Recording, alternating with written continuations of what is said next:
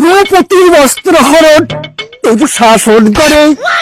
পতি ছিল কৃষ্ণ বেটা, কাপড় জোগাতে লাগে।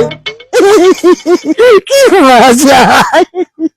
মহাভারত যা লিখেছে।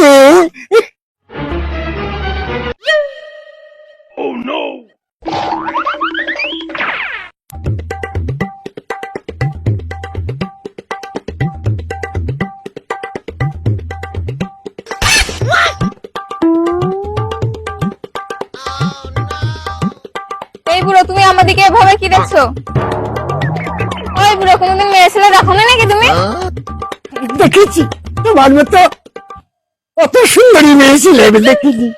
তাই তো তাকিয়ে তোমার রূপ আমি।